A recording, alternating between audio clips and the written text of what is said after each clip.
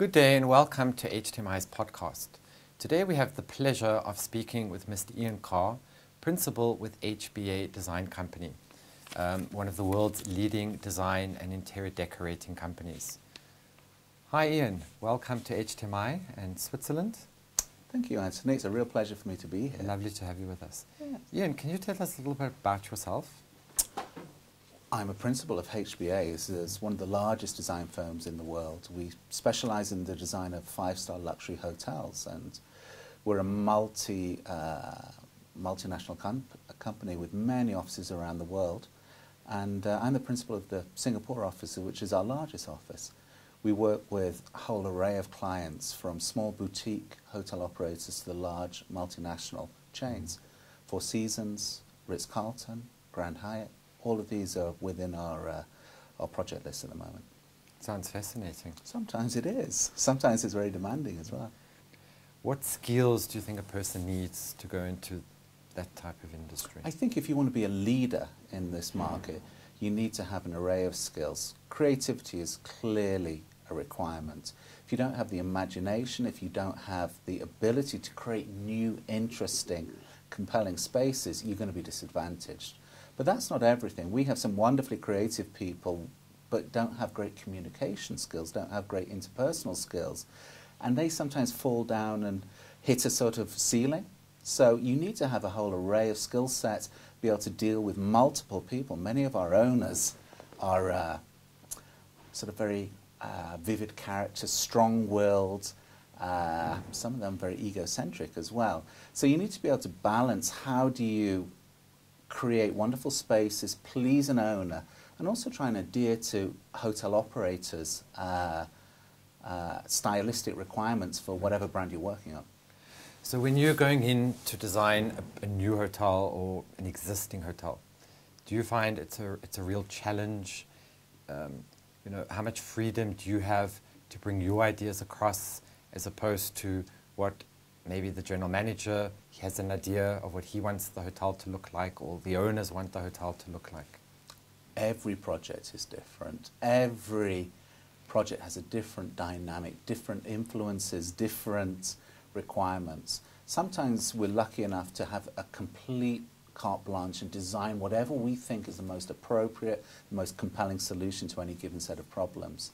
Sometimes we have owners who want it to look like an Elvis costume or recreation of the pyramids of Giza.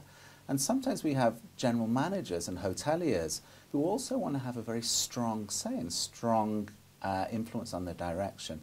One of our greatest requirements and skills is to balance all of these various influences and really come out with something that has a degree of clarity, and it has an elegance, and it has a sort of consistency. If we let everyone influence us and pull us apart, I think we can end up with some random interiors. So that's really one of our key skills.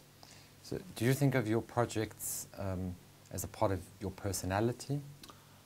I think it's unavoidable, really, because we work for such a long time on projects. Some projects can take 4 or 5 years. It's a lot of you to give to that over a period of time. So I think it's inevitable that you feel very personally attached to all of the things you do. Whether they're an extract of me, I don't know. There's a lot of people combined to create these interiors.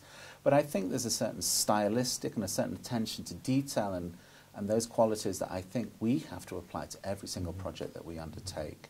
I hope there is a bit of wit sometimes, a bit of humour, sometimes quite serious spaces as well. So I think a designer has a lot of influence over, you know, the physical style of these spaces. I mean, I'm sure you've come across owners with, you know, and management that have the weirdest, most wonderful ideas of what they would like to see. Yeah. And, you know, as the professional, do you ever think, you know, there's no way that this is going to work in the hotel? Well, yes, sometimes we can temper outlandish ideas, but sometimes our clients are just so singularly minded. We've had to incorporate bear pits into lounges, shark tanks into bars. Just recently in China, we had to do a whole cage of white tigers outside a lounge. So we do some fairly crazy things. Sometimes you have to do things that you can't support yourself. Right. Sometimes you have to do things that you think are sometimes in questionable taste. At the end of the day, we're a service provider. I don't throw my toys out of the cot and walk away if an owner has a very particular request. All we try and do is adhere to certain standards, certain qualities. So whatever bear pit we do is going to be the nicest bear pit in town. So, I mean, there must be quite a challenge as well, you know, trying to convince or change a person's perception or mind, or, you know, of it's a great idea, you know, but it doesn't fit in maybe with the theme of the hotel. Yeah, that's right. You have to be very diplomatic sometimes. Yeah. I mean, some of the best designers can talk to a client and actually turn the whole concept around while still making it feel like it's the owner's original idea.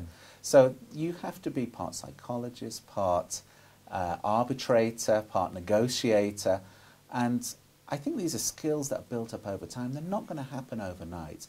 You learn through these experiences. We have a lot of mistakes. As long as we learn from them and don't take them forward, I think you're going to become a better designer and a better project manager. So if you were choosing a hotel for yourself, whether on business, pleasure, to stay in, would decor play an important part, or theme of a hotel? Absolutely. But for me, and I spend nearly 200 days a year in hotel rooms, what I look for is spirit. And spirit is a kind of undefinable quality that is part physical, part emotional, part spiritual. So really, I seldom choose a hotel for design. I choose it for a whole raft of experience. One of the things that in my mid-40s that I look for is great service. Service can really compensate for many other deficits in a property. I would very happily stay in a 4-star, 3-star hotel if the service to me, the recognition, the respect, the welcome, the genuine spirit for these people can really make it a worthwhile trip for me. Of course, there are some wonderful designed hotels that you just want to be part of. And Asia's been blessed with some of the most wonderful properties over the past decade. So a combination of how it makes you feel, how glamorous the environment is, or how understated it is. Depends what kind of mood you're going to be in. It's fascinating that you mentioned the word spirit, because my next question I was going to ask you, many people say that a building, a hotel, has a soul. Yeah. Would you define spirit the same as soul? If not, what gives a hotel, a restaurant, a bedroom that soul? Well, you know, if I could define that every time, I'd be a very wealthy guy. I think what gives it is the utter feeling of privacy, of relaxation, of intimacy, for more private spaces like the guest room, for more public spaces like lobbies, thrill, theatre, sense of arrival, all those things are really key. I think what gives it that soul or spirit that we say is the combination of such elusive components as wonderful service, wonderful design, great aromas, great lighting, great location, and overall the people that you find in it. Too many, unfortunately, hotels don't have a spirit. I have to say a lot of new hotels in China, which has been a large market for us, there's been such a rapid creation of hotels in that market that also spirit became a commodity that was very readily lost. So only now, when the market's a little bit mature there, people start to think about those elusive qualities, slow it down, make them a bit more contemplative. And really, this is the elusive thing that hoteliers, owners, designers are all trying to capture.